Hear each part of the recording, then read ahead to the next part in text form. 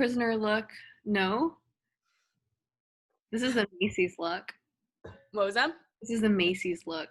Yeah. That's called I love how different we are. I love it. It's great. it's bankruptcy. This is what bankruptcy looks like. But this is like systematic oppression, you know?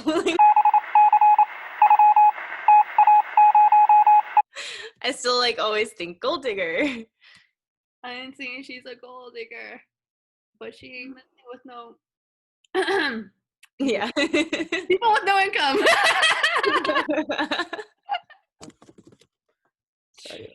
I love the sound of people typing. Like it just reminds me of like chaotic energy. Really? Is it okay that you can see some of the flower print behind me?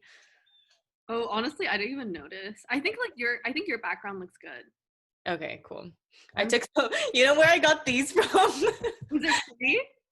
These are like, I ripped these out of a magazine that I found in the recycle bin at our apartment in the Tenderloin.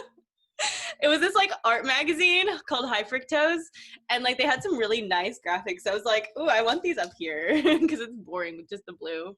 Yeah. Yeah. I literally just have beige. I was on my virtual co-working session, and this lady had like these really, really cool clocks. It was like 3 clocks in a row. And I was like, oh my gosh, I love your background. She's like, thanks, I love yours. And I'm like, she's like, the rest of my walls look like that too. I was like, oh, okay. That's like when someone says like something very specific, like enjoy your coffee, and you're like, you too, and you're like, wait. Okay, like try and adjust this so that it's like the contrast is better. It's okay though, like I wouldn't worry too much because like this is our intro stuff, so this will be like cool to look back on if it looks more like a little ratchet, you know. Yeah. Okay, Cool. You look like, you honestly look glowing. Like you look amazing. Like you just look really bright. This is a face cream I call employment. Good. I also have that, but I think mine has worn off. It's initial. Yeah, you know, it's like, it's really great when you first apply it, and then like after lip plumper.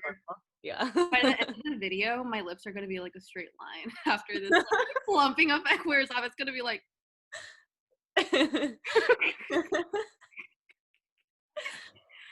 Okay, Z, first week. How was your first week?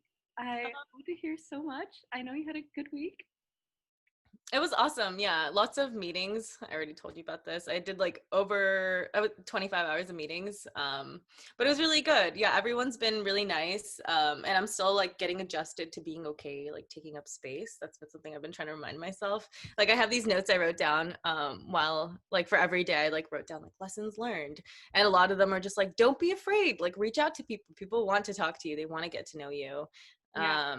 And yeah, I think like it's still, I very much feel that feeling of like, oh, I don't want to like bother you, but just like reminding myself.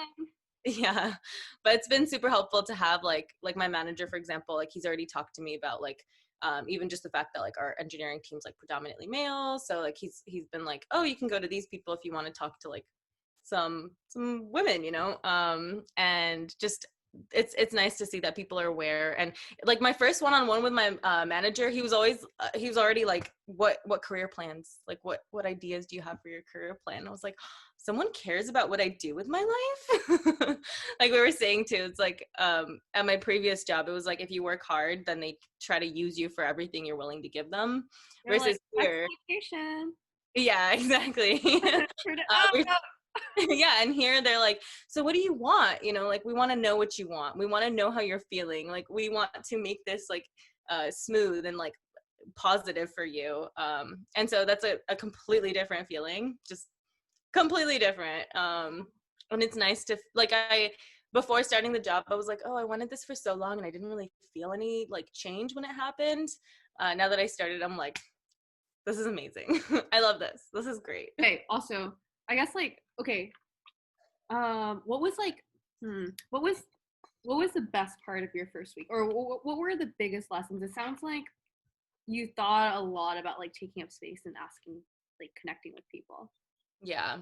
I think the biggest lesson was because as I'm being mentored into this role and like introduced in, I'm trying to think about like what I want to do to help people in the future. And one thing is like relating things to your personal experience really helps people understand that you mean what you're saying. Mm-hmm. So, like, for example, I'm not comfortable with pairing with people because when I pair with people, like in Techtonica, it was usually like me helping them. And so now I'm pairing with people on a code base I'm not familiar with people who have way more experience than I do. And so I kind of feel like kind of dumb while I'm pairing. And so I would make like mistakes and I'd just be like, oh, I'm sorry, something. And my mentor was just like, oh, just wait till you see my screen. Like I fumble all the time. Like, don't worry about it. And having him like relate that to his own experience was like, okay, he means that. And same with my manager when he was saying like, oh, because he transitioned careers. And so he was like, when I was new, like I really struggled with like imposter syndrome. And sometimes I felt like I would make a mistake that I probably wouldn't be employed till the end of the day. And like him sharing that with me really made me understand that like, okay, this is someone who I can turn to and someone I can ask for help because like they really understand. And they're not just saying these empty words of you belong here. Like we chose you, we want you here. Yeah. So that's one thing is like relating it to something personal is really helpful. Obviously like not over talking about yourself, but just For letting specific someone know. situations. What was that? But like, yeah, for specific situations. Yeah, so like that's been very helpful because I came into the role knowing that I would feel kind of out of place, and I'm very very happy with the level of comfort that I feel. And that's, I mean, like partially because I'm trying to prep myself into it, but mostly because of the support that other people are giving me and the things that they're telling me. So Yeah. yeah, it's been That very sounds valuable. good. Yeah, no, Mhm. I definitely, I think that's so important because like if you can't express like authentically like how you're feeling and what's bothering you, your manager can't help you. But if you don't feel safe with them and you Mhm. feel like they can understand, like it just seems like even if they did want to help, they wouldn't be able to, and then you wouldn't improve. So then you would be disappointing them. Like one thing that they told me is like, well, I'll have reviews, quarterly reviews. But what my manager told me is like, nothing you hear during the reviews should be a surprise because we'll try to communicate that with Yeah. you leading up to it.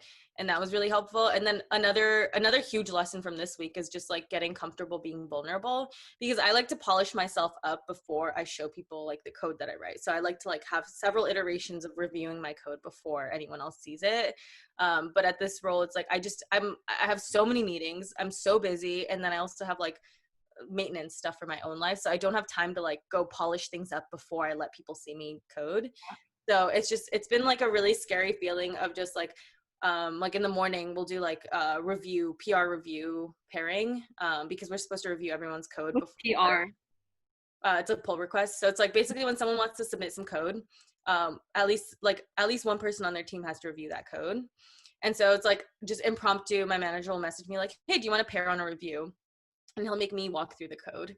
And it's like it's really stressful because I want to make him think that I'm good, but at the same time, like there's so much I don't understand because I just haven't had enough time. And I've just been trying to remind myself of like, it's okay because you work hard, you know that you got this.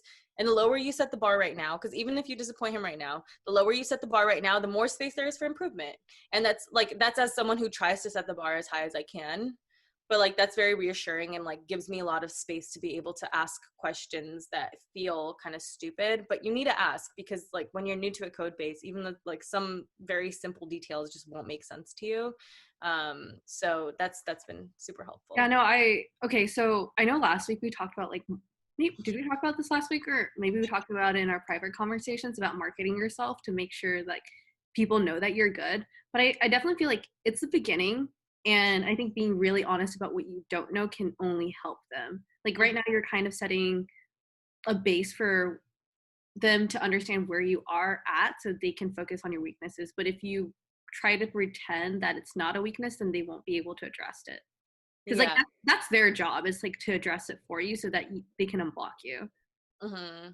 Yeah, and the thing is, like, during interviews, it's easy to pretend things, but like again, right now, it's like I knew I don't have a lot of time over the weekend, so I can't study that much, so I can't pretend to know things I don't. So just any pretending, any kind of like acting like you understand or acting like you're confident, like you don't need to do that because these people are going to see you for who you are because you're just going to spend enough time with them. Yeah, And that's really comforting too, of like, I don't need to impress this person. I just need to let them know how they can help me. exactly. Because that's what they're there to do, and they want to help me because they're invested in me. So that's been very helpful as well, of just like realizing like you can't always keep your image up, and that's okay. And once you can get comfortable with that and just let yourself be yourself, the better it is. And also, like, every time I do let go, I end up like just laughing with them more, just having more fun, having things be more comfortable. Because definitely there's a part of my mind that's just like, you got to polish yourself up and you got to show up as the best you can be. And then it's just like, it's like by Friday, it was like, this is 5 days in a row. I've been doing like at least 5 hours of meetings every day. I'm Good tired. acting. Yeah. And it's okay for them to see that. And it's okay to be honest about that. You know, like, okay, you know how after our improv classes, they're 3 hours long and afterwards we're tired, like exhausted? You just did that times 5 times 2.5. Yeah. I feel like I did too.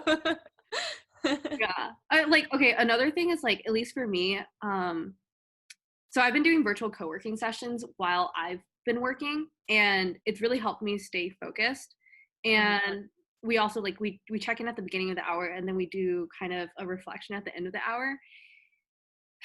And this week, especially towards the end when I was starting to run out of steam after so much intensity, I was saying I wanted to get this done, but I didn't because I'm a perfectionist. And the thing is, like, this is definitely like hard for me too, because I definitely want to show up to be my best all the time. Is that I can't be perfect all the time, and like in sales especially, it's in sales and startups especially, you have to move really fast. You have Yeah. to like generate activity and do like well enough to like get on to the next task. Um, but yeah, just like perfectionism is definitely a really bad trait that I'm trying to Yeah. overcome. And the idea of sustainability, because now that I've like started a full-time role, previously it's like when you do interviews, you can polish up and get ready. But Yeah. now that like this is my life, this is like for the foreseeable future, this is like every week that I have. So it's like I have to think about what is and isn't sustainable. Mhm. And this is something that I felt like this week. I don't think that my like actions were very sustainable because I wasn't able to sleep too much and like just like powering through just working like many hours. But yeah, just trying to keep in mind like what is sustainable and setting that standard, because I love for people to have high expectations for me because that puts more pressure for me to like reach those expectations. But then at the same time, at the end of the day, you have to like look at yourself outside of your own body, because when I'm internal, like when I'm looking from inside, I'm just like, it's okay, we'll be able to do it. But from the outside, you're like, this is a human being and she needs rest. You know, compassion and Put kindness. her down, child's pose, ASAP. Yeah, so like treat her good, because like it's not like this is a 1 or 2 week thing. This is like several years you're in for, Yeah. so get ready. No, wait. Okay, I need to hear about your sleep schedule. Do you think it's just like the general excitement of everything, or okay, that's good. Yeah, it's like it's just the fact that everything is new, and that's why I've been able to stay awake, is only like with so little The sleep, is just adrenaline. so new. I'm like wired on the newness of it all. I'm like, yes, my new life. And then also like I have my sister here now, so it's like there's always like constant entertainment. We just end up in conversations that last way more hours than we planned to. But yeah, it's definitely something that I want to prioritize again. I've kind of forgotten to do that recently. Yeah. I mean, like, again, relationships are sinusoidal, even with your habits or even with your sleep habits in particular. I know at the beginning of the year, both of us said that we want to make sure that we prioritize sleep. And I can confidently say I prioritize sleep ever since last Saturday or Sunday. Okay, so I made this Loom video of myself and I was big mad. I was heated with myself. I was like, okay, listen up, expletive. You have not been treating yourself well. You have been tired. You've been waking up late. And like, this is just not how we want to live life together. So we're going to sit down and we're going to figure this out. And actually, I think I told you I got an accountability coach. You mentioned like the word accountability coach, and I was like, I gotta ask about that later. Okay. So I got an accountability coach, which is like way more fancy than it sounds. So there's this service called Wishroute, and they're a texting accountability coach. So I just text them once a day about what I'm doing, and there's a real human being. I can tell there's a real human being because they respond to my long text blocks that I send to them, and they actually like personalize the message, and it's helped me so much. But beyond that, I also set iPhone has this feature where you can set downtime where your phone just like shuts off except for like select apps or select people that you still want to talk to, and it automatically shuts off at 11 p.m. and I've been in bed and asleep by midnight every single day and waking up at 9 a.m. It's incredible. Yeah, what are the changes you feel? Because we've gone through a lot of like sleep phases of like prioritizing it and then being really bad at prioritizing it. So like what changes have you felt since you fixed that? I feel less stressed in the morning because the thing is I've been starting off my mornings cutting it really close to when work starts. And because of that, I just wake up feeling really bad about myself and wake up feeling behind. And I definitely want to progressively like wake up earlier and earlier so I can just get things that I want to get in my life done. I don't feel behind because with sales, like the work never stops. And I'm sure it's like that with engineering too, but it's like there's always one more call you can make. There's another connection you can make. There's like more research that you can do. And everyone's threshold for that limit is completely different. And I definitely don't know mine because I like blew past it recently. So yeah, waking up, I think it's just allowed me to feel more in control in the morning and have like 2 hours to do whatever I do. For right now, I'm spending an hour just like scoping out what I'm going to do for the rest of the day and all the tasks and minutia I want to do so that I don't get derailed, which has helped so much. Which win of the week, I booked 2 meetings over the phone, completely cold, which hasn't happened before, and it was one for each of my AEs. So they're like thrilled. I'm thrilled. My team lead is thrilled. My manager is thrilled.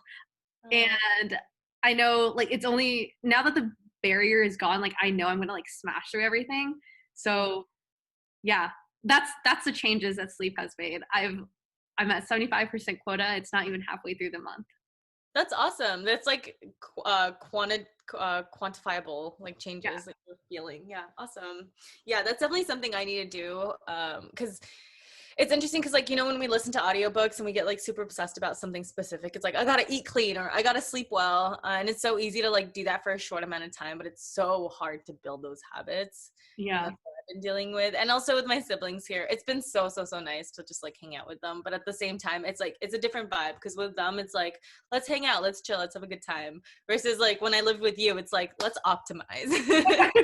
Like, let's get on our shit. Yeah, I am not the chill person. Yeah. Like, okay, so I think the only time in my life where I started to chill is when my best friend, the German exchange student, became friends with me, and then we would chill every single weekend. But it was still like I'm bringing all my homework there, and I'm gonna do all my homework while she watches TV.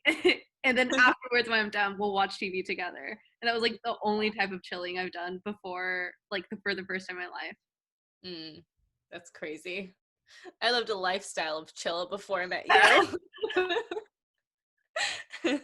But you've definitely taught me how to chill. Like I definitely feel like you've made me less intense and like less testosterone fueled.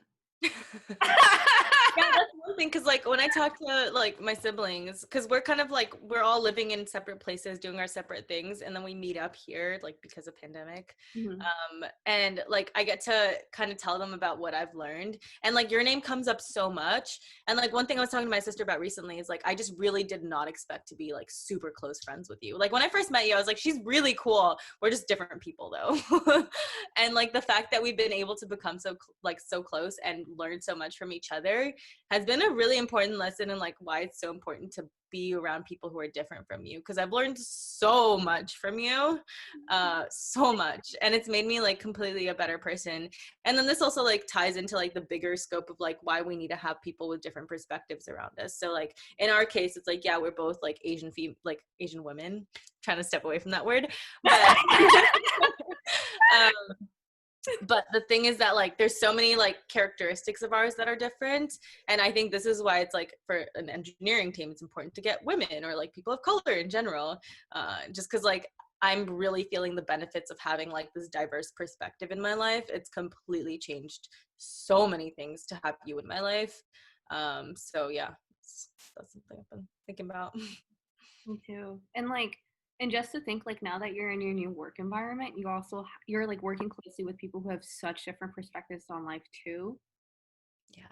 That like, excuse me, you guys are still spending the same amount of time at work, but then your after work hours are completely different. And it's going to be interesting to see how they choose their after work and before work hours.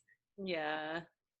Yeah, I'm curious. That's one weird thing though, is like meeting people remotely is so different because I'm onboarding remotely. So there's a lot of like in between conversation that doesn't happen. And I Yeah. think a lot of getting to know somebody happens in those in between conversations of just like seeing them and chatting to them. But now I just have to be more deliberate about it and just like reach out to people. And I'm trying to find that balance of like being friendly and like authentic, but not being like too over the top. So I just try to say like, oh, I'd love to get to know you and like hear about your time at Freenome as well. And just, yeah. I don't think you could be over the top. Like unless you're saying this is the CEO, like I want 30 minutes right now. Right. Like, you, founder, come talk to me. No. Um, yeah, I guess, because I've just been trying to think about like the way that I see the people that I work with right now is completely different than the way I'll see them like a year from now or 2 years from now. Because when you enter a new environment, you have no idea what the dynamics there are like and like what the politics are, how people are. Oh my gosh. Yeah. I definitely agree. I think it's so important to be like Color Claudia. Okay, so people don't know who Color Claudia is, but she is one smart person and she waits to understand the situation and the dynamics and the relationships between everyone before choosing to insert herself somewhere. You don't like die first and like make a name for yourself when you don't actually know what field you're playing in. Like you could be in the rugby field.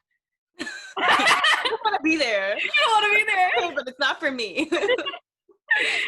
You're like the goalie, so you're getting like a hit all the time. And you're like, wait. What is the goal? Yeah. Sorry. Okay. But you still need to understand everything because you don't know these people yet at all. Yeah. Yeah, and it's weird because when you're in person, it's easy to kind of just look around and then just look at who to engage with, but virtually there's nothing, right? Like I have a meeting with somebody and when it ends, there's just silence and I'm in a room on my own, and then I have to figure out who to talk to next. And it's a very weird feeling, and Freenome's kind of tried to set up ways for me to know who to reach out to, but at the same time it feels very random. I feel like I'm choosing from a list of contacts or a list of like Zoom participants that I've like vaguely like seen around. So Me with my job. yeah. Yeah. And do you guys have like do you guys have how often do you guys have all hands, or do you guys have, I know some companies are doing water cooler times where they have this special software where you can just go there and hang out and talk. Oh, that's cool. Yeah, no, we have weekly all hands, but that's engineering specific. And then they have like weekly lunch tables where you can just meet whoever wants to come. Oh, that's nice. Yeah, but last time it was 15, it was like a 30-minute slot, and for like 15 minutes of that I just sat there on my own on the Zoom call. I was like, let's see if anyone else joins. And then they did, and I got to know some people, so that was nice. But yeah. It seems like with remote it's been hard to keep people engaged, from like the notes I've been seeing around, they've been trying to work on getting people, especially like with onboarding, when people are new and they have no idea about the dynamics within the company or who to be talking to. Yeah. Yeah. It's hard. Um, it's hard. Yeah. I think I know every single person. I've met every single person on my team. Uh, Mm-hmm. so we don't have any of that remote awkwardness Yeah. where, yeah, we have this one person. So there was a call. It was a demo. So it means after the first call, it's an introduction. The second one's a demo where we showcase the product. And we typically have a solutions engineer on it. And solutions engineers are kind of the technical resource for people who are undergoing the evaluation for the prospect. Yeah. And that solutions engineer, it was an 8 a.m. call, and he was full of like chaotic energy. It was awesome. Like he just like he had like his hand motions, the stories he went on, the tangents he went on. It was just like when I was like, I felt like I was watching an entertainment show. I was like, keep going, keep going. Well, why did I want to bring this up? Oh yeah. So he's been working remotely. So my company is 20% remote even before COVID, and he's been working remotely since. And he said, this is great. Like my routine hasn't changed at all, but I get to see everyone now. You guys should do more of this. When we go back to being in the office, keep in mind that there are people working remote all the time. Wow. That's crazy. Yeah, I was actually talking to my sister about this. This is like one really cool side effect of COVID is that there's so much more like online things you can join, because she does stand up. So she's been going to like stand up presentations, or like where people just do stand up all together remotely. And I asked her, I was like, could you do this before, like remotely, if you weren't at the location? She's like, no. And so it's really cool to see like how many different opportunities are online now. Because even I haven't joined, but Toastmasters is available online now, and all these different things that, and it's really cool because it gets us closer to that whole like internet brain stage of like we're all sharing the brain of the internet, where like if somebody's remote, the only limitation is like internet connection and time zone. But beyond that, you're connected to like everybody. So yeah. Wow. I think the Toastmasters one would be especially relevant today because I bet it's digital presentation, Zoom focused and centered. Mm, yeah. Yeah, there's a lot of Zooming. I did not expect Zoom to become this big a part of my life. Since we started talking about COVID again, there was an interesting idea that was brought up to me by one of our friends, which is the conflict of vision. It's called the conflict of visions, and that's the theory. Whatever, you can search it up on Wikipedia. But basically, it goes into why people ultimately want the same thing, but have such different ways of approaching it, have such different ways of seeing the world. And so, unconstrained vision is basically people are essentially good. And the thing that is stopping people from being really good and really kind is the systems in place, which means the way to fix everything and allow people to live their best life is fix the systems. And so these are typically people who want like bigger government, more taxation, more regulation. Then the bounded vision or the constrained vision is basically everything is bad, like everything ultimately goes bad unless you strive to protect it. So because humans are inherently self-interested and like self-centered and selfish, this is kind of tied to like the tragedy of the commons, where if you allow something to exist, it's going to be exploited. Versus if you take care to protect it, that's like the only way it can thrive and be good. And so the way to make people be their best self is to set up systems for people who are interested in being in their best self and giving them a good place to be their best self and to like work towards something that is valuable. And this is more towards on the conservative Republican side, or at least for Americans. That's interesting. Yeah, because I think when you just listed both of them I agreed with. And I think my perspective is more like facts. So I very heavily rely on like evolution and human nature. So part of it is like, yeah, we are kind of selfish because that was what was required for evolution. And that's like so many more years than my life was. So I trust that process. No way. But at the same time, I kind of do believe that people are good. Like I went through a phase where I had a pessimistic outlook on life, and I thought that people were kind of like, they do what they need to survive. But I do, at least from myself internally, from what I observe from the people around me, and just the way that life's gone for me, I do think that like people generally do try to be good. Because, and then also this also ties in with both of those, because like altruism feels good. Like helping, I can't remember what it was called, but there's like a word for the fact that like when you help people, that feels good for you. So you're both helping people and you're helping yourself because you feel good. And I do think that is within our nature, and like we evolved to be social and to be helping the people around us, because like civilization only exists because we were able to collaborate. So I mean, but I don't know. I feel like you can also say like civilization also exists because we were able to exploit. Yeah, Super intensely. I guess yeah, that's a good point. That is, yeah.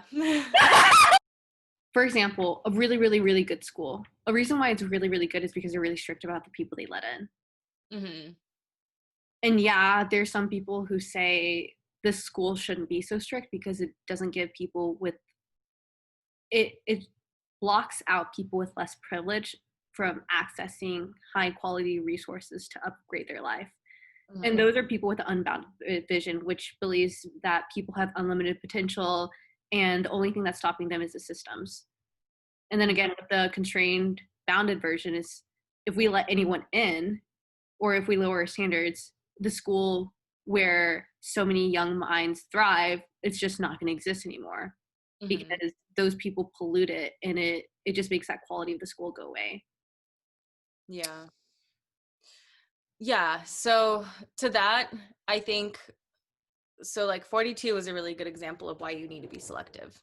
And I think I've had other examples in my life since of why you need to be selective, because selectivity like allows you to pick the people that are most qualified, so you can have everybody who is in the program be surrounded by people who are also qualified to be in the program. Because if you have someone who's not really qualified, that does like pull the group back a bit.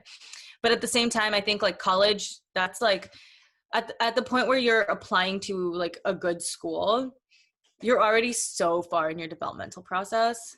And I think we need to like take it back a bit. So it's not that like schools should be more open to accepting people who aren't necessarily qualified or like from different backgrounds or whatever it is. I think like we need to go earlier than that and give people the opportunity to climb before that. What's that? I saw your sister. She was like, yeah. Well, I'm running to hold the baby because I literally cannot wait to hold the baby. Yeah, I already got an hour in. I miss him so much. Yeah. I'm just gonna I think when we're at the point where we're talking about like colleges, it's already a little bit like not too late, but it's kind of too late to be addressing that problem because colleges should be selective. But we need to provide access to education earlier than that and access to guidance for where to go from that point. Because I've talked to you about this too, is like one of the people that I knew came from like a difficult background, but had like had like skill sets and everything that made them promising, but they were funneled into like the American education system in a way that now they have like 6 figures of student debt. And that's a huge, huge limitation, right? Like if you have like hundreds of thousands of debt, that's like that's the rest of your life. Yeah, that's like a huge like a boundary in where you can go in your life. And so I think like it's systems like that we need to fix, because once you reach college age, you've already had the time to build your habits and like kind of set up things. And honestly, like from when I was 18 to right now, a lot has changed in who I am, but not a lot has changed in my habits. Because you build those throughout decades. You build that like while you're building your outlook on life, and you can change them, but it's not going to happen as quickly once you're older. So I think we need to create like access to education, access to like social security, just like food, just general safety from an earlier age for like a wider range of demographics than we do right now. Because then that way, because it shouldn't be like, oh, we accepted you because of your background. It should be, we accepted you because you're good. But your background can be varied, but it allowed you to get to the point where you're good right now. Yeah. So I think it's kind of like, I understand both perspectives like very well for both the things that you just said. But I think like it's systematic and it needs to be addressed a lot more like at the root than it does like further up. Because I think by college age, that's already pretty late. Yeah, and it sounds so sad to say that because for myself, there's so much growth that's happened since the age I would have started going to college until now. But I do think like who I essentially am, like you said, the habits, they were established super early. Yeah. Like both of our parents really impressed hard work on us. Mm-hmm. They really impressed frugality, and they really impressed the importance of being a good person. Mm-hmm. Yeah, and not to say that people can't learn that later on, but it's a lot harder because I'm realizing all the habits I change are just like a cycle where it's like if I, for example, want to prioritize sleep, which is not something I grew up really doing. I kind of was just, I'd fall asleep when I fell asleep and I'd wake up for school.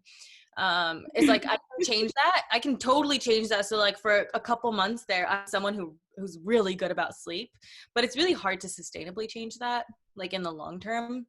And I think those changes, a lot of them initially happen, or at least we set our foundations when we're young. And so we need to be addressing that issue. It's not college education, it's elementary school education, right? Like it's everything leading up to that point. Because once you're 18, once you're an adult, a lot of who you are, and I don't say this to limit people, but a lot of who you are is already kind of set in. Not to say you can't change it, just means you're gonna have to be a lot more motivated to change it. Yeah, I have to be so intentional about simply going to bed on time and waking up at the same time.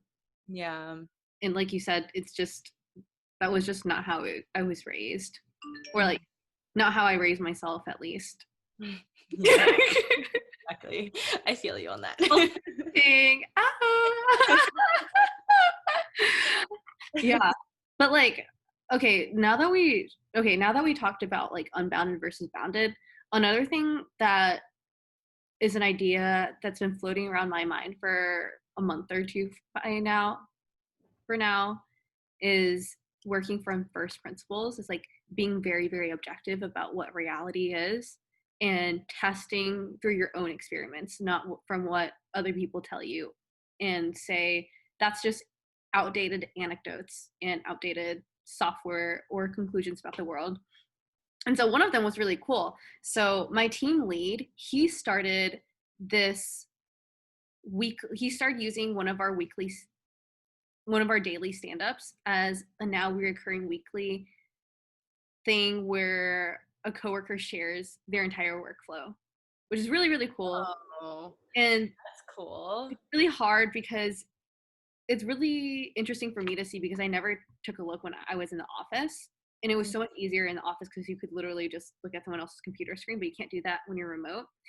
And watching my coworker explain her process blew my mind, because it made me realize a lot of the problems that I've been having don't even need to be there. Like I just made them up because I thought someone else showed me that, and I just kind of took it as, oh, that's like kind of the only way to do it. Like I couldn't think of any other way. But when she showed me that, it was kind of like my mind opened.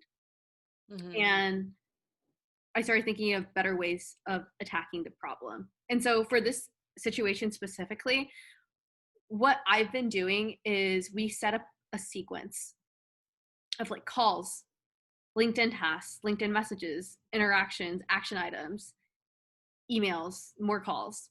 And if you don't complete one step, you can't get to the next step, which means sometimes I have a huge backlog of calls because I'll be in a calling mood, and sometimes I'll have a huge backlog of LinkedIn tasks. and sometimes I'll have a huge backlog of emails, and I can't get to the next one. I don't know what's ahead of me, and I can't plan out the week because there's just like indefinite bottlenecks there. And what she does is she silos out everything. So she has her sequences emails only, just like no calls at all. And she has a separate list for people that she'll call, and she just like carpet bombs them and just like completely calls them 5 times a day. And then for LinkedIn tasks, she just doesn't bother with LinkedIn. For myself, I still really, really like using LinkedIn. So there's another tool that we use for LinkedIn sequences, but that just made me realize if I silo everything out like she does, then I won't have any bottlenecks in my system, and I can actually know what's ahead of me and like how many tasks are that I need to like look at. And that honestly completely blew up my mind because I didn't think of it. Like I just had no idea. I had no idea. And it just makes me question like what else is going on that I am so frustrated with that I could get rid of. That's interesting. Yeah. I don't know, because I think it's like we talk about like knowledge is not the problem. Sometimes knowledge is the problem when it's something like specific as someone's workflow. Because like, again, part of the reason that we're doing the talks like that we're doing right now is so that there's like a personal perspective into what we're going through. Mm-hmm.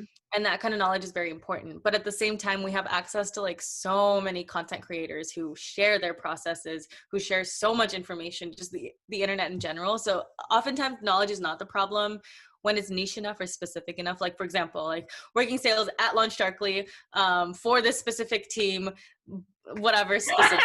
Like maybe there in that little niche, knowledge might be the problem. Yeah. No, yeah. definitely. So I think it's like finding that balance. But I do think, yeah, implementation is a lot of it. Because the thing is, if we're deliberate enough, we can find that information. Even if you didn't have your coworkers, you could find that information somewhere. It's just about like having the will and the direction to be able to find it, and then also implementing it. Mm-hmm. I don't really know where I'm going with this, but it just like that really made me think of that, where it's like, because we're always saying knowledge is not the problem. Knowledge is not the problem. We have all the knowledge we need like accessible to us, maybe not in our brains, but at least on our laptops. It's just about like actually doing it. But yeah, sometimes that's not the case. And I think it's really important to like know, like one thing that's been interesting for me in the past couple of years is when I ask people for advice, they always say, this is just my advice. And it's like, I know it's just your advice. Like, what do you think? I'm just going to listen to you and just download that as my perspective now? No, I'm asking for your advice to expand my perspective so that I can choose what I want to do. Mm-hmm. But I don't think that's like so much an assumed. So we think that like people, when they're asking for something, they're asking because they're just going to take it. But it's like, no, that's not what happens. Yeah.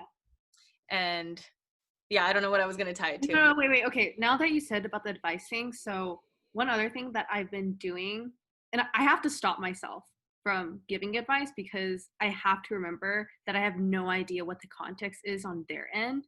Right. And it's actually really, I really have to actively remind myself that I don't know why they're asking. And like the only way that I can help is not by giving them random advice, but by listening to them and allowing them to dig deeper within themselves, because they're the only person who knows their situation exactly and themselves exactly. Or at least not exactly, but the closest anyone else in the world can understand, except for maybe like God.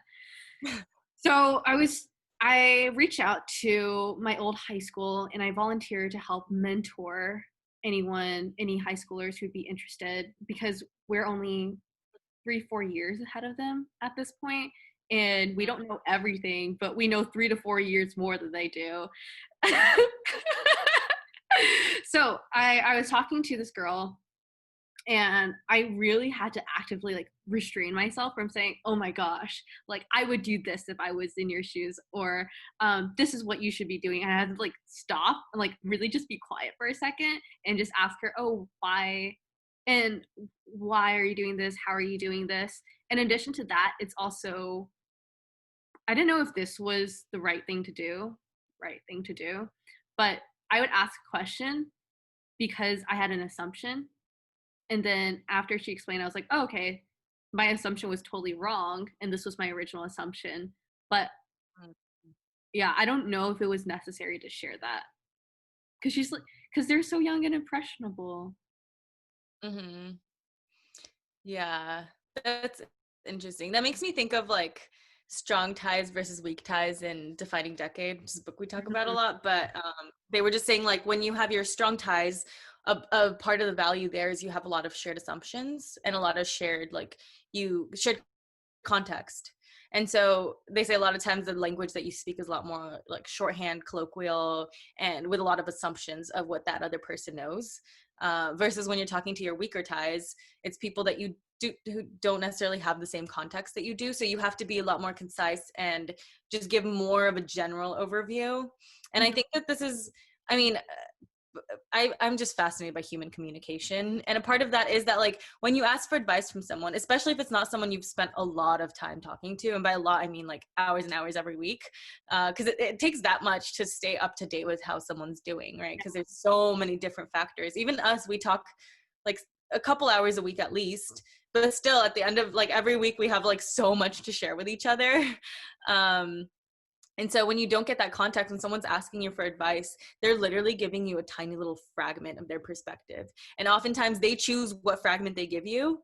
And so they're kind of like veering it towards something. So when they ask for advice, even if they don't realize that they're phrasing it in such a way so that you'll give certain advice, which is why I think, yeah, like asking questions, clarifying questions, and making sure that you understand them is really important. And that's something I've been trying to work on, is like talking to people from more for them than for you. Yeah. When I talk for myself, I'll often have so many things to say because I know what I want to say, right? I know what I want to share, what my perspectives are. But when you try to understand someone else, it's a lot more difficult because you have to kind of dig. And yeah, that's like a different skill to build. So Gotta like start bring out the picks and the shovels and listen intently. And that's another interesting thing is like people will tell you what their issues are. Yeah. We've talked about this a lot where it's like when you meet people, you can kind of tell what their insecurities are, and not to judge them or anything, like not at all. But if I externally met myself, I'd probably observe things about myself that I don't realize I like show other people, just because like humans are human and we are who we are and we're affected by what we deal with. So Yeah. yeah. Yeah. It like it definitely makes me approach not communication more carefully, but ever since coming to that realization, I have learned to be so much more mindful of the time that we are sharing so that I don't miss anything, like an inflection, the cadence, the pauses, because that tells so much about what's going on their end to ask better questions and to better understand. Yeah. Mm-hmm. Yeah, because like in sales, so usually how it goes is you make an introduction but for everyone who's on the call, and then you say like very briefly what your company does to the company that you're having a discussion with. Mm-hmm. And then the company starts explaining their problems, and you just ask as many clarifying questions as you can. And then the last 10 minutes, you map out their pain points or like the problems they told you into where your product can solve it for them to make it relevant towards them. And then the last 5 minutes are for like Q&A or like follow-ups or stuff like that. Mm-hmm. That's interesting. Yeah, it's not like this is so great because blah blah blah blah blah and you can do blah blah blah blah blah blah. It's like, no, what's the context for you? Mm-hmm. Yeah, that's interesting because I'm a communicator who's like very like one of my leading things that's helped me gain comfort in the world is like just be authentic. So I try to just get myself comfortable because I limit myself a lot if I'm not. But a lot of that comes from like me trying to find a space for myself versus like, that's why I was thinking like when you started doing sales, I was like, oh, that's going to be really interesting to hear about the communication that you learn, because that has to be a lot more deliberate. It's not just about like being authentic and just sharing what you feel. It's thinking about how you speak and thinking about what the other person is saying. And it's an art, right? Like it's an art like anything else is that you can practice. But for me, even being around family right now, I realize like a lot of my communication expectations for people is like, if someone has something to say to me, they'll say it to me. Because in my family, if you have something to say to me, you do not keep it. You know, like people, we grew up like shouting a lot, but we expressed what we felt. So if someone felt something, you would know about it because they don't keep it from you. And I've felt how I'm stunted in the world where there are people who tend to be a little quieter, you know, or who need more encouragement to share things. And I just haven't been equipped for that. And so that's something that I've been deliberately trying to build. But I think it's really cool to be in sales, because when I say like sales has so many transferable skills, I think the biggest one is communication, because you have to be deliberate about it. I think like even in software engineering, it sounds like you're going to need to work with so many different people and understand all the ways that things piece together. So you're going to have a really good understanding of how systems work and to be able to break things down. I think that's really incredible too. Yeah, even seeing the way that like where I'm working now, how structured things are and how things are set up. So it's just, I find programming really cool because it's such a like a rational perspective on life. I think programming makes me a more rational person as well, just in general. But yeah, I'm really excited to see how that grows, because a part of it is like even just the work that I've done in my first week, where we do like code reviews, and when we're doing the code review, like my manager will explain to me like, oh, okay, that's kind of a difference in philosophy. So you don't have to say anything about that, because you comment if you have a line that you want to like ask a question about or ask for a change on, you can add that in. And he told me, he's like, if you think that you have a question about this, go ahead. But also everybody has their own philosophies. And it's interesting because like in life, philosophy is so complicated. But in code, people have philosophies about like, for example, testing, right? Whether you should trade off coverage for like the time that it takes to write tests that have full coverage, which sometimes, because like programming isn't like exact and like humanly done, some testing frameworks won't catch everything. And so they'll tell you like, oh, you haven't tested this line, even if you have. And so then you could either write another test just to satisfy the tests, or you can say, okay, that's enough, that's fine, like this is a machine error, they can't tell. And it's just it's really interesting. I totally like went into a different topic, but it's just really interesting because I always say like programming is like a weird rational and small scaled version of life, because you learn so much about life, so much about learning, so much about communication through just writing code with other people. So that's so cool. That's so cool. No, that what you just said is totally something I hear every single day, because we're like testing a production. That's our philosophy.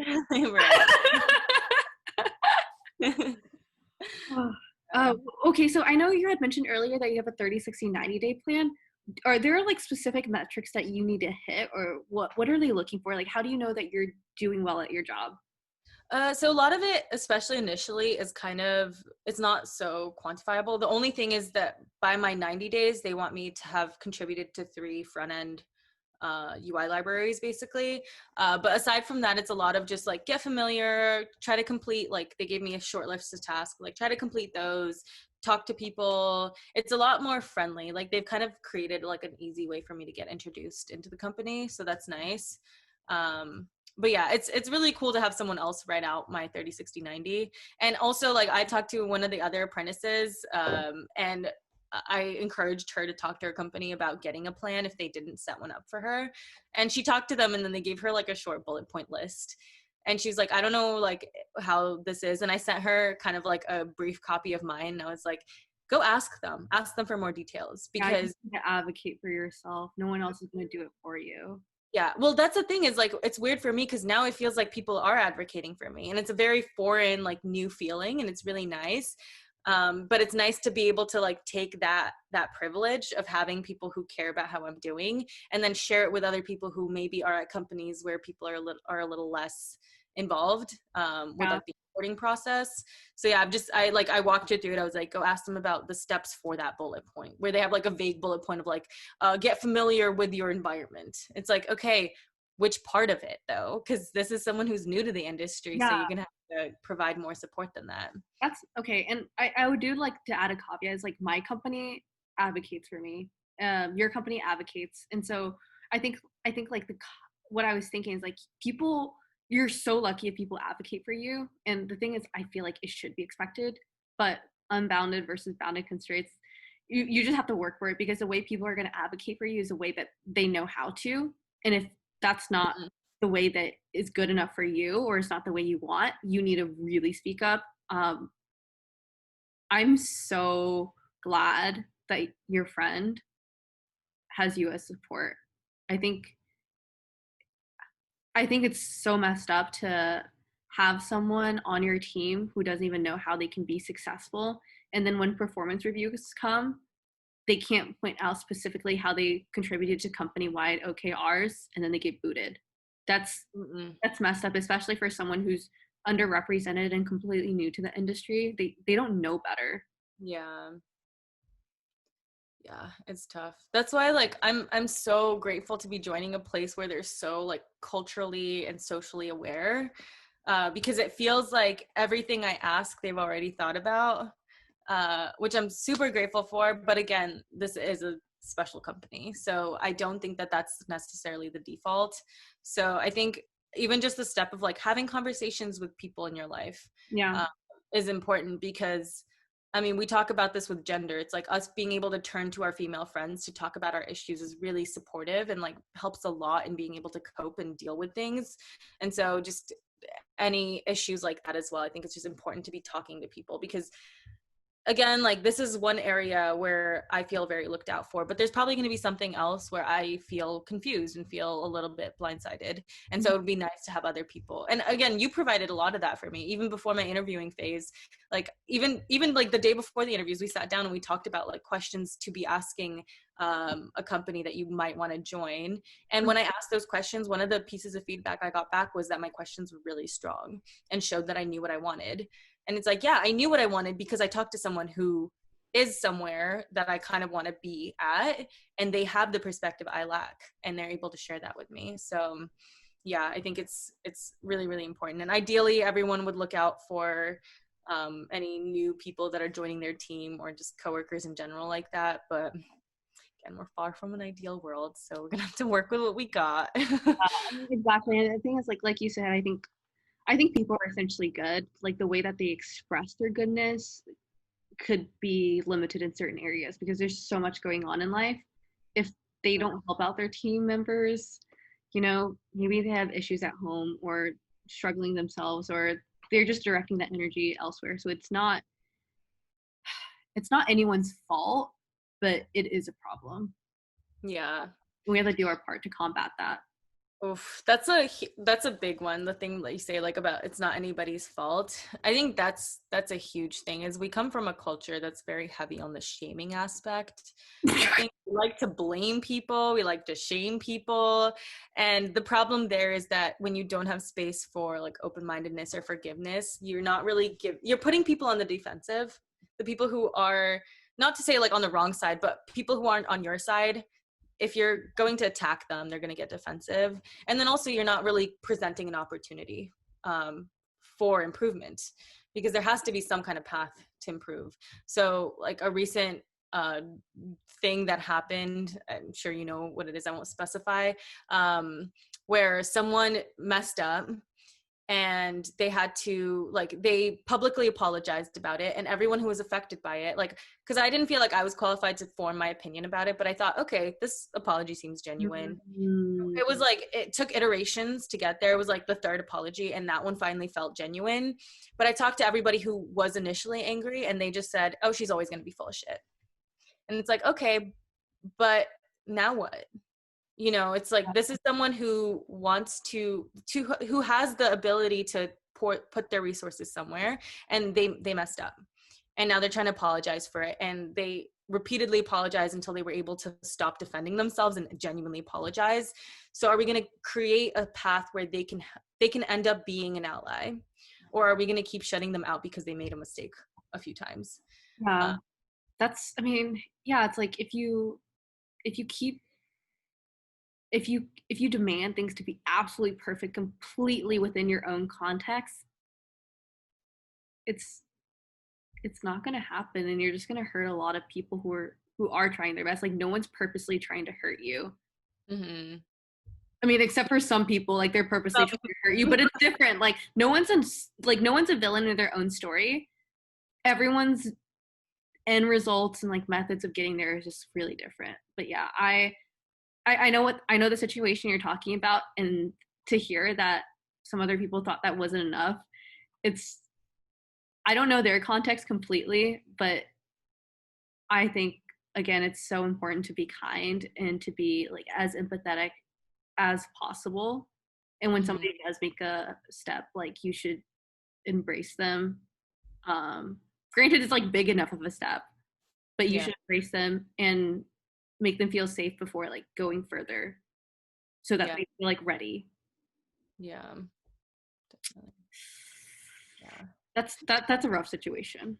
And again, like I think it depends on the scenario, because if it was like, for example, a creator or just like someone online, which is like what we're seeing a lot, is like people who are famous who have made mistakes in the past.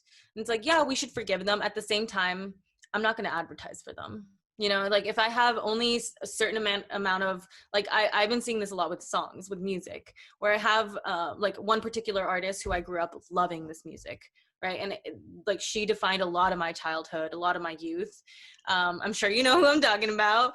I know. But she's messed up enough times, and she's like, even in her music, it's apparent her perspectives that are like flawed. And I love her, but I can no longer like put her in my playlists that I share with other people. And she's no longer someone I mention to people when they ask me, who do you like? I don't say her name, because the thing is, there are enough content creators who not that person though. She's cool. But it's like, yeah, she made a mistake. I personally forgive her, but there's too many people who haven't made mistakes who deserve an opportunity that she's had. So I'll fill that slot up with someone else. But if it's someone who's trying to help, who's trying to put their time and resources into creating change, I think at that point it's kind of important to try to create a path where they can actually improve so that they can help. Because like this person's helped me a lot. Yeah. Like with where I am. And so I would hope that other people eventually are able to, in hindsight, realize that that person has helped them a lot, right? I want other people to have the opportunity that I've had. So yeah. Okay, so going back to the celebrity point about the artist that you're no longer supporting, there has been another person who's a famous YouTuber who has gotten canceled for stuff that this person, I'm trying not to use gender here, but this person has posted, and even recent interviews with this person. And because everyone has nothing better to do, they've just been shaming this person online incessantly and just degrading this person's work in all forms. And I personally checked out some of this person's work. It wasn't that bad, but the online mobbing is like the Salem witch trials. It's crazy how violent some people can be for no good reason other than it's just a reflection of themselves. But yeah, the current cancel culture is absolutely astronomical right now for celebrities. It's so scary that people can just go insane like that online. At the same time, though, I think like celebrities hold a certain power. And a lot of people say like they'll get famous and they'll be like, ew, paparazzi. It's like, well, that was part of it. And when you signed up for it, even if you weren't aware, that's a part of it. And a part of being a public figure is that you have an impact. The things that you say impact people, because there are like exponentially more people listening to you than there is to the average person who's not an influencer. And so I do think like we do need to hold people accountable and hold people responsible. And and be having conversations. But I do think like the internet's full of trolls. And I think a big part of it is that people get satisfaction out of putting others down. And so when you can have someone who was high up and put them down, that's like especially empowering to like people who get the kick out of that. So that's damaging. But yeah, I think it's kind of hard to find that balance between, yeah, we should be forgiving because we want people to know, even if it's not for the instance of like just generally setting an example, disregard this individual person, but the example that if you make a mistake, you can come back from it. As long as you choose to listen, choose to like grow, choose to educate yourself, you can come back for it. We don't want to put the lesson of like, you have to be perfect. And you have to understand everything about like social systems and dynamics and be perfect about it, right? But at the same time, when you talk about fame is access to influence. And I think influence and attention is like one of the most valuable currencies you have in our world today. And so when you have access to that kind of power, it comes with responsibility. And if you mess that up, that's kind of partially on you. And you do have to, like, there are probably so many more people who are just as deserving of, if not more deserving of, that position of power than you are. So you have to kind of act towards a certain standard. And I don't think a lot of people feel that way, especially with the way that the internet's structured now, where like most of the people that I look up to most on the internet are just people who at one point like picked up a camera or picked up something and just started by like corporations or whatever. And so like I want those individuals to be able to make mistakes, but at the same time, at a certain point, you have to think like, okay, you should have known what this power meant. And if you can't take responsibility, there's someone else out there who can and who wants this opportunity. And maybe we should be making space for those people as well. Yeah, I don't know. That was like a bit of a tangent. I've been thinking about a lot, so. Yeah, I don't know. I think a problem is like with how things are set up, virality happens from people who are controversial. And when you say like that opportunity should be given to someone who deserves it, I just don't think with the systems that we have today, that person would be able to get there. Like someone else is just going to come who's also just going to be profiting off of controversy. Because that's kind of the only way to grab attention as a celebrity, unless you're Keanu. God bless that man. Really.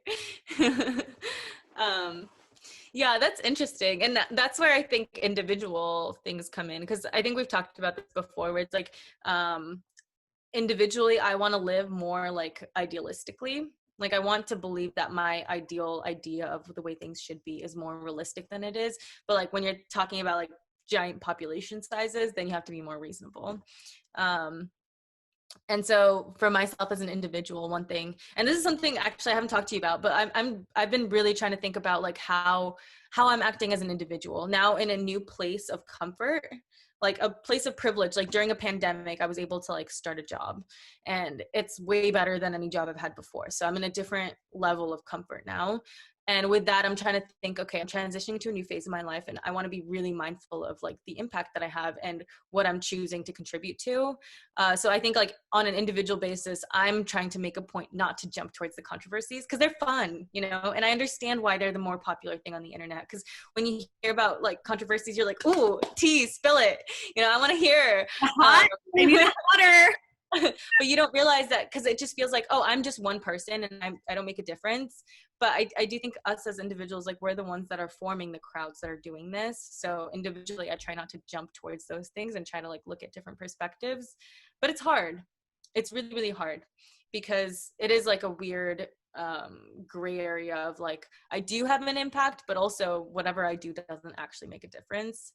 So it makes a difference. Yeah, no, I definitely, so this past week I unplugged from social media because I realized I have so many more important things to be doing for the most part than getting upset over someone online and trying to figure out the tea, because sometimes the backstory span years and I just don't have 40 minutes to figure it all out. Yeah. I'm like, I think 2 weeks ago I watched a 25-part TikTok series on why somebody was getting canceled. By the end, I was still confused, and I watched the whole thing. And wow. some other YouTube videos, and that's when I thought I am a negative suck for society. Like the amount of time I spent here, I could have been doing something that made someone else happy, or like gave value back to society. But instead, I chose to understand this gossip, and that's just not how I want to be. Yeah. And that's and I also didn't want to share it with any of my friends because I don't want them to waste 40 minutes of their life figuring that out. And yeah, but it's hard being more mature because it's not that fun. It really is, because oh, sorry, I think I cut off. No, go ahead. Yeah, it's really hard because like I can understand, because these things are entertaining, right? And I like to jump towards where the hive goes to because it's fun, and I understand why they go there because we have like the same hardware, so like I get it. And it's really hard to take a stance of like this is something that I was re-listening to one of Ezra Klein's podcast episodes. Wait, damn it, I forgot already what his name was. 1 second. But basically, so someone was talking about, wait, I'll find it. I have notes on it. I'm gonna pause it.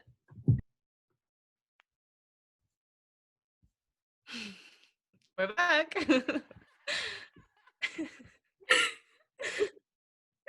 Oh yeah, so as I was saying, yeah, it was a Ezra Klein podcast episode with Cory Booker. And one thing that like Cory Booker, he's like some senator, New Jersey, something.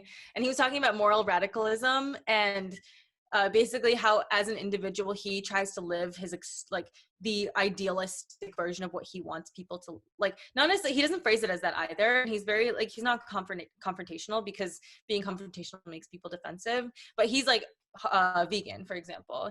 And that's something he doesn't ask people to be vegan, but he does talk about how veganism is more sustainable and like how the meat industry is really bad for the environment. And it's really difficult to take that stance as an individual to say like, I know that actually like for example, like watching the 25-part TikTok series, it's like, you're just one more view. So what difference does that really make? But like all of those views are just one more view. Like every single one of them is just one more. And so in a way it does have an impact. And this is something that I learned from you, is just, it's not even about like my interaction with the world. It's my interaction with the people around me and the things that I value and how that transfers onto them. And so choosing to value certain things, you're not making that decision just for yourself. You're making that decision for your community. Because if you care about something, then you're going to talk about it more. And people who respect you and relate to you are going to think about it more. And you're going to be spreading that, whether you want to or not. And it's hard to make that decision of like moral radicalism. It's like, that's intense, right? It's intense to live your life according to the values that you would ideally want everyone to live by. Mm-hmm. But at the same time, like, and it is sacrifice, but it makes sense, because if you can't make a difference, like if your difference is super incremental, the difference between like you sitting and doing nothing and just like doing whatever you default to versus you like making deliberate decisions is a small change, but in terms of like how much more impact it has, it's like a multiple X times more impactful, even if that is like a small fraction we're talking about. So it's like a 100th versus 3 100ths, right? It's like, that's a small difference, but it's still like 3 times more. So but I mean, like, but the thing is, it's not one isolated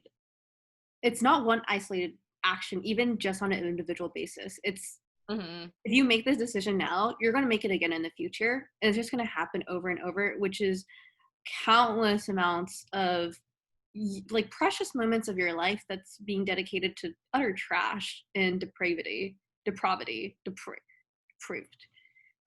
don't know how to pronounce that word. I've only read it. I learned most of my words through reading, so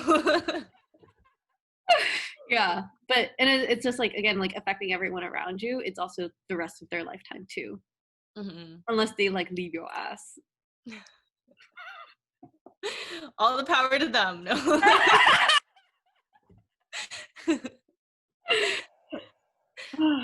Yeah.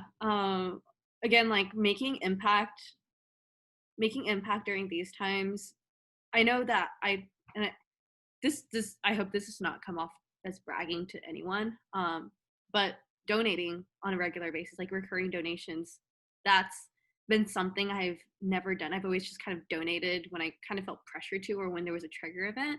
But now I'm donating on a monthly basis, which is really important for these organizations because it helps them plan out their budget better and to have like a head count for the programs that they're offering, and to be less stressed about their finances so that any other one-time donations are treated as a bonus. I mean, I work in sales, so I understand how most of my efforts come from going out to someone, like cold calling people, versus people who maybe went to a marketing event 2 years ago and thought of us now and came in. And it counts the same amount of money, but one is so uncertain, and it's stupid to bank on that. It's stupid to bank on one-time donations. Yeah. And the only thing you can control is like what you know is going to be stable. So I actually got okay, I'm gonna like kind of hide this, but for like one of the places I'm donating to, they actually like wrote me a note on the bottom. Aww. And I was so shocked. Like I didn't think the amount I wrote was relevant enough for them to even mail me anything, and they just kept me updated. It makes me want to like give way more, which is really smart. I hope like a good portion of my money is going to marketing, because this definitely made a difference, and now I'm sharing it with you. I'm gonna share it with more people. Word of mouth, word of mouth. But yeah, it feels good that it's something on autopilot, and it's something I know is making an impact, and I don't need the recognition for it, but this was so nice. And it's just one thing a good job allows me to do, just one thing, and I could do so much more. Yeah, and I'm so glad we're able to do this like at the start of our careers too, because I've already like I started this week, and I've already been thinking a lot more about like what are the causes that I want to be donating to, because it's a privilege to be able to donate this kind of money. Because we talked about this before, where it's like our parents were immigrants, so for them it was like my family needs to survive. So every penny needs to go to my family's survival, versus we're in a position where it's like, okay, I'm very privileged. I'm very lucky to have the opportunity that I do. And what do I want to put that into? And something, as someone who was raised like extremely frugal, that I struggled with initially with donating is that like I like organizations where it's like 90-something% of your money goes straight to the cause, because I like to know it's like I sweated for this money. Like I worked my ass off for this money. So why should I give it to someone when it's not going to go where I want it to? And just being like overly cautious. But then at the same time, it's like, yeah, choose your causes, research your causes, like make sure you're making that deliberate decision. But at the same time, like trust them to use that money once you do that research, because like you don't have to account for every penny. And like one thing that I do to put it into perspective is like think about other things I spend money on. Is like I'll easily spend $100 on something that I find is like going to be a value add to my life, but then spending that same amount of money on a charity, I want to think a lot more about like where is this money going to go. And now it's like even with COVID, now we have more opportunity. Like for me, I'm spending a lot less money than I normally do. And so it's like, I could use that difference and be more deliberate about it and just think like, okay, this money would have gone somewhere else anyway. So I should think about where I want to put the impact into. But I like what you said about regular, like recurring donations, because I've just been doing like one times into like whatever I see. But yeah, email marketing is an effective tool, because I've already donated multiple times from emails that I've received. And I was like, oh, this is a cause that I would want to support. Cool. And I think it's actually been quite easy to donate, because like you, I used to be like very averse to donate, just because I felt like, honestly, I kind of felt like I needed the money more, which when you don't make money, makes sense. You have no money coming in, like where are you gonna find the money to donate? But now that like I'm on the donation train, whenever a friend has a birthday fundraiser on Facebook, I just donate. Like it's just a habit now. And I don't really track it, because I don't think I donate enough to make a difference in like reduction of my income or reduction of my taxes or whatever. But it's a habit, and just thinking I'm starting this at this age, the next 40 years, I'm going to continue doing it and adding more. And that's making a huge difference, hopefully, in being like a model for show through my actions. Like, yeah. live my values. Yeah, that's really important. Yeah, because I definitely, like, again, like I said, like being raised frugal, I was taught about like how money compounds, a lot about that, because like my parents like invested in real estate and they like really saved every penny because we had a huge family. So it's like everything that you could save money on, you save money on. And I come from that mindset, which makes saving money easy, spending money very difficult. But you have to kind of step away from that too, because it's like I don't have 4 kids, you know, so I don't need to worry about 5 now, yeah. um, so I don't need to think about that. And then also just like when we were living in SF, it's like just donate what you'd spend on brunch, like just a small brunch, you know, like that's already like a meaningful contribution. So just do that like several times. Very true. Very true. And then like Also like, oh, that vegan burger looks good, but like where's my donation money going to? Your priorities are wrong. No, I definitely agree. And I know like once we move again to that very, very, very high cost city, we're just going to continue with the habits we've developed during quarantine, which is like a good habit that we're developing. Yeah. And it's really good to hear that you're mentoring someone in your social circle, like for early career professional development, because like if you don't have, I would call it mentoring. well, I mean, okay, being like a really, really good friend. because like, I know this is something that you are passionate about, and like for me, I'm super like I believe in the unlimited potential of young teenage girls, like just completely unlimited. I think they're superheroes, and I realize that even though I believe this, I haven't put my money there and I haven't put my time there, but I talk about it a lot, and I was like, oh, that's weird. That's pretty empty, which is why I reached out to my old high school. And I'm going to be really intentional about setting time aside and attention aside and mind space aside to nurture those relationships and to be a good resource for these amazing girls. Yeah. Because I wish I had that when I was younger, for sure. Yeah. As someone like for me, I'm just overcoming like what felt like an obstacle for me for a really long time. And already like as I'm starting to get to the other side of that obstacle, I look back and I realize like it would have helped so much. Even if like my current self, like 1 week into my new job, could talk to me 3 months ago, that would help so much. Even if I couldn't tell her anything about the future, just being able to provide some guidance would be so helpful. And so just trying to think about like how I can start doing that, because I think it's also good, it's good practice for like if you want to think of it in a selfish way, it's good practice to have that ability to teach someone, to guide someone through something, because that builds your own confidence in yourself. But then also just realizing like I'm so lucky that the circumstances aligned for me to end up where I'm at right now. And I'm really grateful that I was the one that was lucky, but also I don't wish bad luck to anybody else who was in my position. Like I only want to help them if I can. But it's hard to do that if you don't have like an individual in front of you, a face, a story, and just think about it as a group. It's something I definitely want to think about more.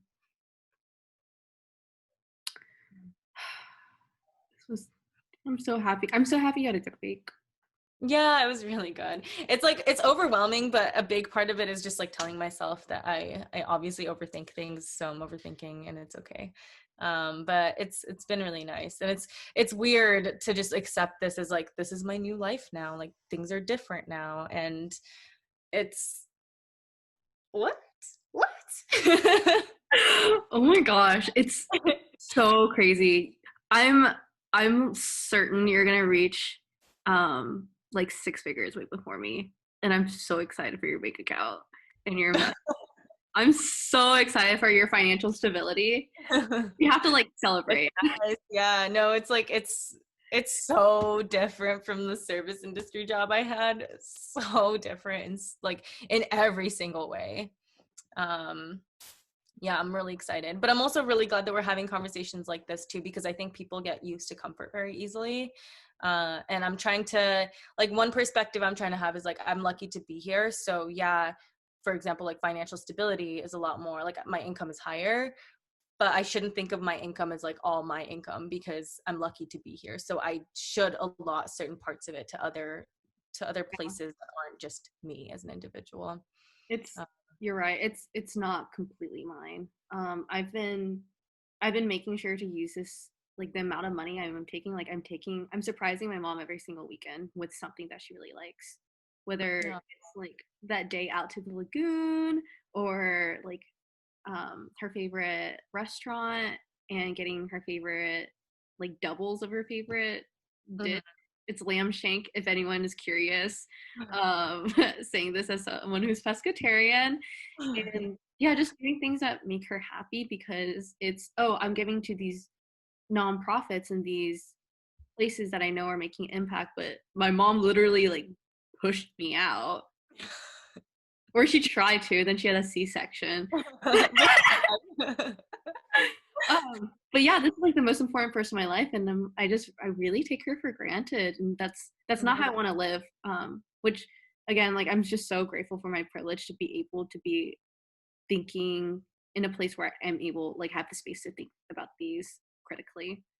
Yeah. Yeah. That's nice. That's good to hear. Yeah, I was on a call with one of our old friends. You know who I'm talking about.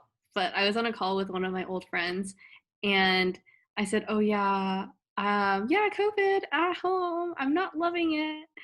And earlier I said that I was in the call in a car going to lunch with my mom, and he said, "Oh well, it's not that bad because you're going to lunch with your mom." And that's when I realized this is really bad. That's when I realized um, he was in the foster care system until he aged out. And then I was like, that was so insensitive of me.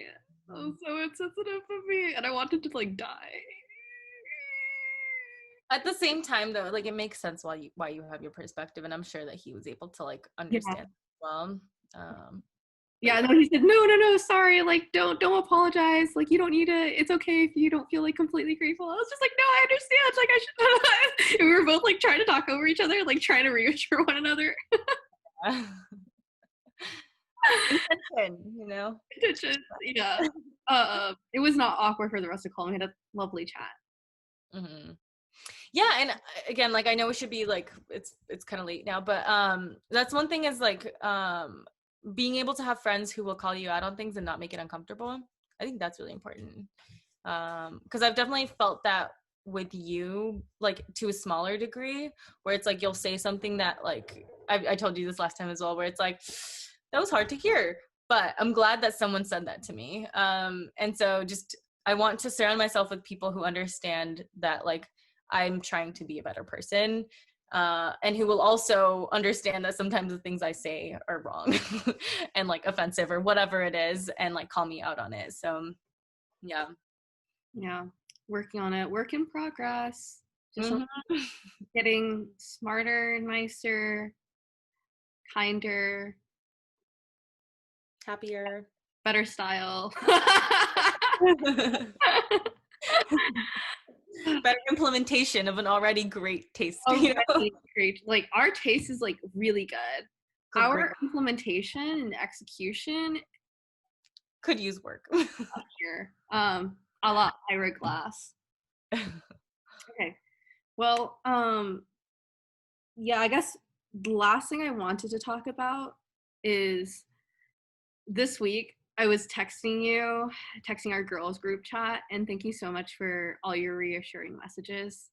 Thank you so much, because I was having times where I was having mini breakdowns, very many. They're like 5 to 10 minutes, and I would be in a co-working session, and I'll go. And it's literally this, like it's like the tears, like I'm not sobbing, I'm not crying, I'm like like just very aggressively breathing and panting, just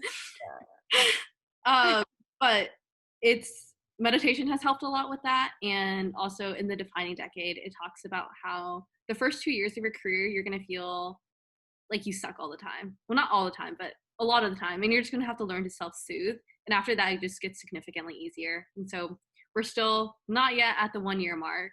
I'm at the 1 week mark. Got a long way to go. Yeah, it's going to be so interesting if you go through the same things I go through. But then I'd be able to help you. But if you don't, if you go through new problems, I'll be like, oh, that's what I'm going to see in the future for myself. Yeah, I'm excited. I'm excited for this new set of problems. Better problems for sure. Life is just suffering. Right, yeah. But not like in a bad way, but just in an acknowledgement way. Life is suffering, but we choose to look at the bright side of things. Yep. Okay. Yeah. Well, do you have anything else to add? Not really. I feel like I talked a lot. Me too. I'm a little worn out. I'm excited to go to the park soon. Yay. Okay, I'm gonna stop this.